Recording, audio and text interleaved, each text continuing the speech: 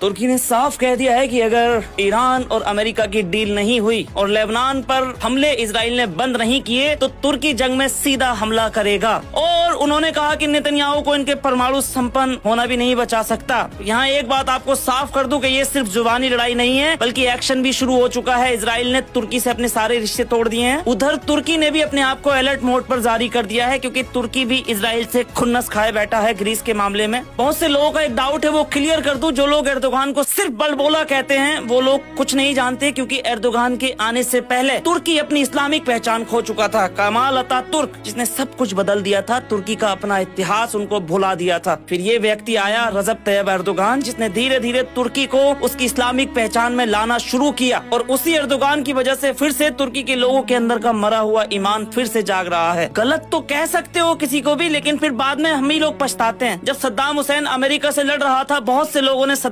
तुर्की ने साफ कह दिया है कि अगर ईरान और अमेरिका की डील नहीं हुई और लेबनान पर हमले इजराइल ने बंद नहीं किए तो तुर्की जंग में सीधा हमला करेगा। और उन्होंने कहा कि नेतन्याहू को इनके परमाणु संपन्न होना भी नहीं बचा सकता। यहाँ एक बात आपको साफ कर दूं कि ये सिर्फ जुबानी लड़ाई नहीं है बल्कि एक्शन भी शुरू हो चुका है। इजराइल ने तुर्की से अपने सारे रिश्ते तोड़ दिए हैं। उधर तुर्की ने भी अपने आप को अलर्ट मोड पर जारी कर दिया है क्योंकि तुर्की भी इजराइल से खुन्नस खाए बैठा है ग्रीस के मामले में। बहुत से लोगों का एक डाउट है, वो क्लियर कर दूं। जो लोग एर्दोगान को सिर्फ बलबोला कहते हैं वो लोग कुछ नहीं जानते, क्योंकि एर्दोगान के आने से पहले तुर्की अपनी इस्लामिक पहचान खो चुका था। कमाल अतातुर्क जिसने सब कुछ बदल दिया था, तुर्की का अपना इतिहास उनको भुला दिया था। फिर ये व्यक्ति आया रजब तैयब एर्दोगान, जिसने धीरे धीरे तुर्की को उसकी इस्लामिक पहचान में लाना शुरू किया। और उसी एर्दोगान की वजह से फिर से तुर्की के लोगों के अंदर का मरा हुआ ईमान फिर से जाग रहा है। गलत तो कह सकते हो किसी को भी, लेकिन फिर बाद में हम ही लोग पछताते हैं। जब सद्दाम हुसैन अमेरिका से लड़ रहा था, बहुत से लोगों ने